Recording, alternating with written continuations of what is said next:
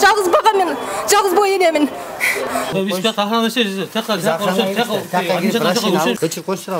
Ушуну жок кылгандан кийин ушулар ар ким өз чөнтөгүн иштеп, бул эмне деген шул?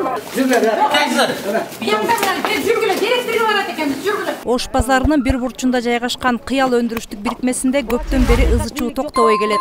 Бирикменин жетекчилиги мындагы кеңселерди аукционго коюп сатабыз деп ижарага алган ишкерлерге күн көрсөтпөй жатканын айтышат. Мына астындагын баарын аукционда баарынан 25-30 миңден сатышыптыр. Эми бул аукционда эле мен мынакей мен документтин баарын таптым, анан тастыкталган документин көрсөтөлү. Ушундайды иштейби? Мына базарда боло, моулардын баарында бирөөнүндө документ жок болуш керек. Менимчечи, анткени бизге бербейт. Светке да даже акча бербейт. Кайра келип светти төлөдүңөрбү деп кайра акча сурайт. 15 жылдан бери эмгектенем. Бирок бул жерде мен эч кандай мага кабинет мурдагы директорубуз бар учурунда дагы барып жүргөнмүн, бирок эч кандай кабинет ала алган эмесмин. Анткени бул жерде бүт эле коррупция болуп кеткен, акча деп. А мен акча бергенге мен өзүм жалгыз бой аялмын.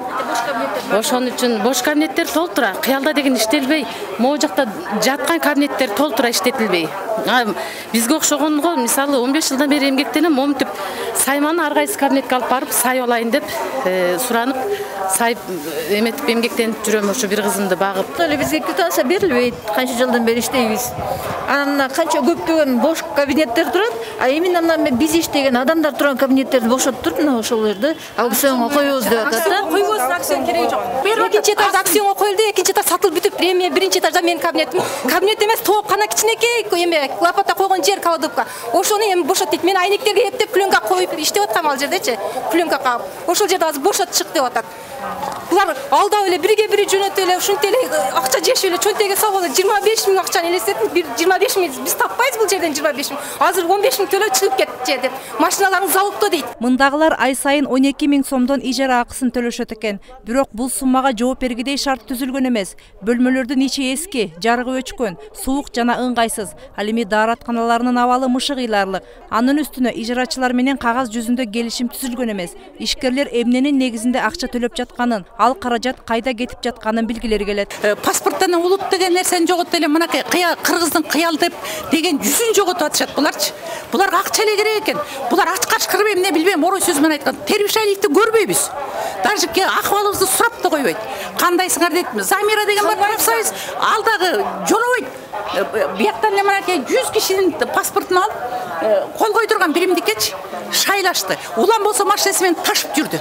Мына эмне болду буягычы? Кыял өндүрүштүк бирикмесинин ижарачылары бул боюнча бир катар органдарга кайрылышкан, бирок алар тескерисинче жетекчилик менен табакташ болуп, маселе көз жаздымда калып келген. 5 октябрдагы элдик толкундоолор жана бийлик алмашуу мындагылардын акыйкаттыкка болгон үмүтүн жандырып, экономикалык кылмыштарга каршы күрөшүү кызматы, же жөнөкөй тил менен айтканда Финполго кайрылышкан. Кыргыз өкмөтүнө караштуу экономикалык кылмыштарга каршы күрөшүү кызматынын Бишкек шаары боюнча иликтөө бөлүмү тарабынан Кыял мамлекеттик ишканасынын жооптуу адамдарына карата сатуучулар менен келишим түзбөстөн, расмий документтерди бербестен ижара акысын мыйзамсыз чогултуу фактысы иликтенип жатат. Бул боюнча 2020 жылдын 7 ноябрында Кылмыш кодексинин 320 беренесинин 2 бөлүгүндө каралган сотко чейинки өндүрүш катталган. Учурда иш активдүү жүргүзүлүүдө. Ижара акысынан түшкөн каражат мамлекеттик бюджетти толтурууга жакшы эле жардам бермек. Бирок миллиондогон акчалар сол чөнтөктөргө кетип, мамлекетке анын эң аз бөлүгү түшүп жатканы айтылып келет. Жер мамлекеттики дегенине карабай соода орундары $7,000 $15,000 чейин сатылары, ижара акысынан сырткары бронь деп ай сайын акча чогултуулары айтылууда. Расмий маалымат боюнча жалпы аянты 14,099 чарчы метрди түзгөн имараттын ичинде 97 ижарачы бар. Имараттын тегерегинде 222 соода орун жайгашкан. Андан сырткары 69 контейнер, 52 павильон турат. Элмира Бечелова Кыял ишканасынан бөлүнүп чыккан элдик кол өнөрчүлөр бирикмеси базарында 16 жылдан бери соода кылат.